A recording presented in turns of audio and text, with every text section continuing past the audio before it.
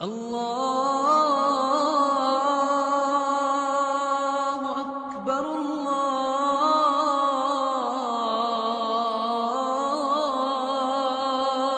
اکبر۔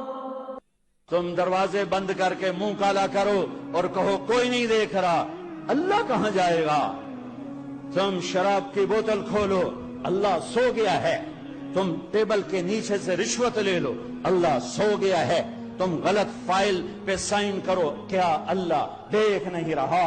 تم قاتل کا کیس لینے کے لیے تیار ہو جاؤ، تم زمین قبضہ گروپ والوں کے مقدمے لڑنے کے لیے عدالتوں میں کھڑے ہو جاؤ، کیا میرا اللہ دیکھ نہیں رہا؟ غافل نہیں ہے۔ یہ کائنات ایسے ہی چلے گی، یہاں اندھیرا بھی آتا ہے، اجالا بھی آتا ہے، ظلم بھی ہے اور عدل بھی ہے، محبت بھی نفرت بھی، انصاف بھی عدالتیں بھی، ظلم و ستم بھی۔ بھیڑیوں کی طرح غرانے والے انسان آئیں گے، اور راتوں کو اٹھ اٹھ کے تڑپنے والے انسان آئیں گے، گھنگرو باندھ کے ناچنے والی عورت آئے گی، اور راتوں کو مسلح پہ تڑپنے والی عورت آئے گی، نظر نہ اٹھانے والے نوجوان آئیں گے، اور غیرت کے سودے کا کرنے والے نوجوان بھی آئیں گے۔ اس کرسی پہ بیٹھ کر حرام کھانے والے بھی آئیں گے، اور اس کرسی کو ٹھوکر مار کے اللہ کو راضی کرنے والے بھی آئیں گے، اللہ کے نام پر مر مٹنے والے بھی آئیں گے، اللہ کے دین کے سودے کرنے والے بھی آئیں گے۔ یہاں کربلائیں بھی قائم ہوں گی، اور یہاں حسین بھی آئے گا، یہاں یزید بھی آئے گا، یہاں یزید جیسے تخت پہ بٹھائے جائیں گے، حسین جیسوں کے سر کاٹ کے نیزوں پہ چڑھائے جائیں گے۔ اہل البیت کا پاک ساری کائنات کا خون اکٹھا کروں، اہل بیت کے خون کے ایک قطرے کے برابر نہیں ہو سکتا۔ وہ خون پانی کی طرح بہایا جائے گا، اور یہ اعلان کیا جائے گا کہ یوں بھی اللہ کو راضی کیا جاتا ہے۔ ہاں وہ تم جھوٹ نہیں چھوڑ سکتے۔ 10 روپے کے پیچھے ایمان بک جاتا ہے، ایک فائل کے پیچھے ایمان بک جاتا ہے۔ یہ میرے نبی کا گھر ہے، یہ میرے نبی کا گھر ہے، یہ پاکیزہ گھر ہے، یہ اعلیٰ خاندان ہے، یہ عالی نسل خاندان ہے۔ ان سے بڑا خاندان کوئی نہیں، ان سے بڑی نسل کوئی نہیں۔ ان کے ایک بول پر ہر چیز سلامت تھی۔ حکومت کو ٹھوکر ماری، نسل کو قربان کیا، ایمان کا سودا نہیں کیا، اللہ کو راضی کرنے کے لیے اپنی ساری نسل کو ذبح کروا کے اعلان کیا۔ زیر خنجر میں یہ پیغام سنایا ہم نے۔ ہم وہ نہیں ہیں جو کرسی پہ بک جائیں، جو چوپڑی روٹی پہ بک جائیں، جو چند ٹکڑوں پہ بک جائیں، جو چند پلاٹوں پہ بک جائیں، جو ایک کرسی پر ایمان بیچ دیں۔ یہ وہ امت نہیں ہے، لیکن اس میں ہوگا، اندھیرا اجالا آئے گا، عزت ذلت کے نظام چلیں گے، اور ایک دن میرا رب فیصلہ کرنے کے لیے آئے گا۔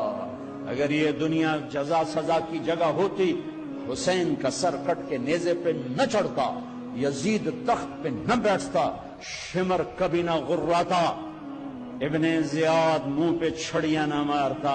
جن ہونٹوں کو میرے نبی نے چوما ہو اس پہ چھڑیاں پڑ رہی ہیں، چھڑیاں پڑ رہی ہیں۔ کٹا ہوا سر، ابن زیاد جیسا درندہ کرسی پہ بیٹھا ہے، اور سامنے نواسہ رسول کا کٹا ہوا سر ہے، اور منہ پہ چھڑیاں مار رہا ہے، یوں مار رہا ہے، یوں مار رہا ہے، اور ساتھ کہہ رہا ہے کیا حسن ہے، مرنے کے بعد بھی اتنا خوبصورت ہے۔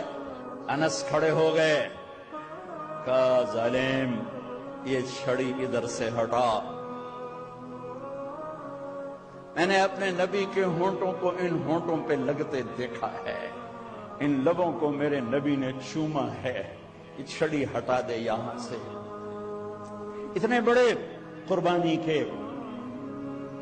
خوبصورت روشن مینار جس امت کا سرمایہ ہو، پھر وہ امت ایمان بیچ دے جھوٹ پر، پیسے کا، ایک کرسی کے لیے، ایک ایم پی اے کی سیٹ کے لیے، ایک ایم این اے کی سیٹ کے لیے، ایک وزارت کے لیے، ایک گریڈ لینے کے لیے، ایک پلاٹ لینے کے لیے، اپنی عزت کے سودے، ایمان کے سودے۔